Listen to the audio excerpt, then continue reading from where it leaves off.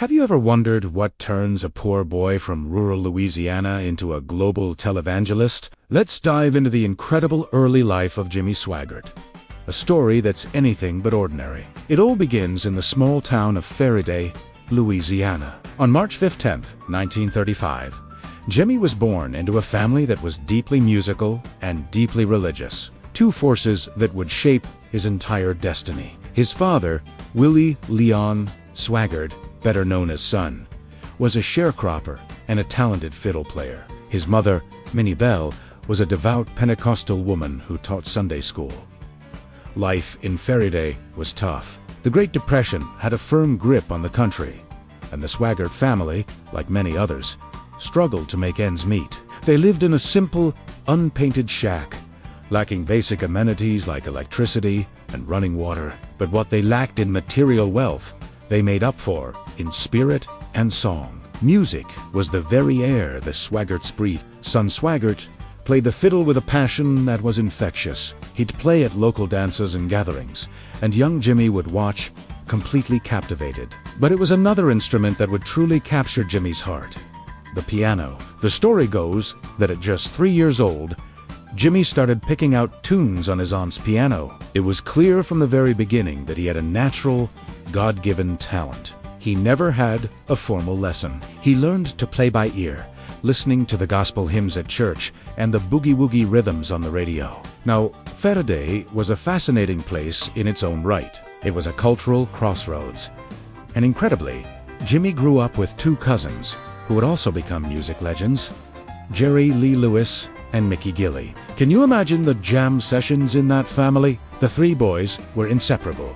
Jerry Lee, with his wild, untamed energy on the piano; Mickey, with his smooth country croon; and Jimmy, who could make the keys sing with both sacred devotion and swinging rhythm. They were constantly pushing each other, learning from each other, and dreaming of a life beyond the cotton fields of Louisiana. But there was a constant tension in Jimmy's young life, a pull between two very different worlds. On one side was the raucous, freewheeling world of rock and roll and honky-tonk bars, embodied by his cousin Jerry Lee.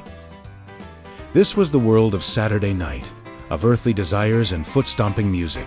On the other side was the sacred world of the Assemblies of God church, a world of fervent prayer, powerful sermons, and soul-stirring gospel music.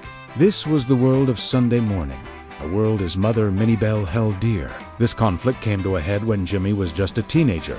He and Jerry Lee started sneaking off to play in clubs and juke joints around Faraday and Natchez, Mississippi. They were good, really good, and they could feel the pull of fame and fortune. They even went to the legendary Sun Records in Memphis, the same studio that launched Elvis Presley. Sam Phillips, the founder of Sun Records, was impressed. He saw the raw talent in both boys. He told Jimmy, "You can make a lot of money with this music."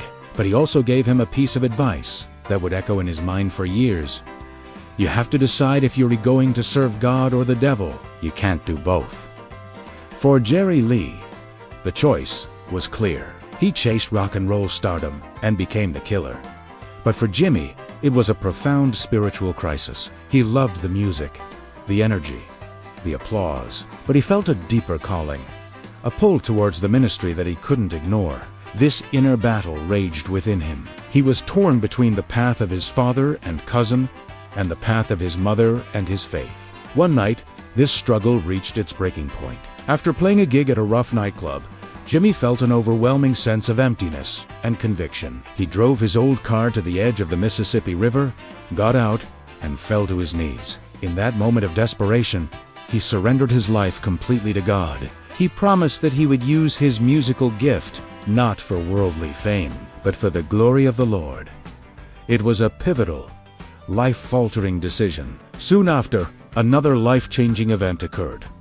He met a young woman named Frances Anderson at church. Jimmy was immediately smitten. Frances was a preacher's daughter, steadfast in her faith, and she became a grounding force in his life. They fell deeply in love, and in 1952, when Jimmy was just 17 and Frances was 15, they got married.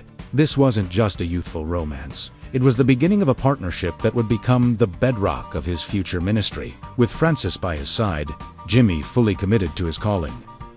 But the path wasn't easy. They were dirt poor. To support his young family, which soon included their son Donnie, Jimmy took on any job he could find. He worked odd jobs, dug ditches, and sold tools from the back of his car. But every spare moment was dedicated to preaching. In 1955, they took a huge leap of faith. They sold their few possessions, packed what was left into a beat-up house trailer, and hit the road. This was the beginning of his life as a full-time evangelist. They traveled from town to town, mostly across the rural South, setting up in small churches, tents, and school auditoriums. Francis would manage the logistics and finances, often with just a few dollars to their name, while Jimmy would preach and play the piano. His style was unique and powerful. He combined the fiery, emotional preaching of the Pentecostal tradition with the musical flair he de-honed in the clubs of Louisiana. He didn't just play gospel hymns. He infused them with the rhythm and passion of rock and roll and blues. He would preach with a raw, unfiltered intensity, his voice rising and falling, and then he would sit at the piano and let the music take over, his hands flying across the keys. People were mesmerized. They had never seen anything like it. These early years were a true test of their faith and resolve. There were nights they didn't know where their next meal would come from. They faced criticism from more traditional church leaders, who found his musical style too worldly, too rock and roll. They were told it wasn't proper for church, but Jimmy believed he was using the devil's music to do the Lord's work, reaching people who would never step inside a traditional church. Slowly but surely, word began to spread about the young, piano-playing preacher from Louisiana. The crowds started to grow, from a handful of people in a tiny church to hundreds, and then thousands, packing into city auditoriums. By the end of the 1950s, Jimmy Swaggart was no longer just a traveling preacher. He was a phenomenon. He had found a way to bridge the two worlds that had once torn him apart, creating a powerful new form of evangelism that would soon reach millions. The boy who grew up in a shack without electricity, torn between Saturday night and Sunday morning, had found his true voice. He had laid the foundation for what would become a global media empire, all built on the power of his faith and the unforgettable sound of his piano. And this was just the beginning of his incredible journey. Thanks for watching. If you found this story as fascinating as I did, make sure to like this video and subscribe to our channel for more deep dives into the lives of incredible figures. See you next time.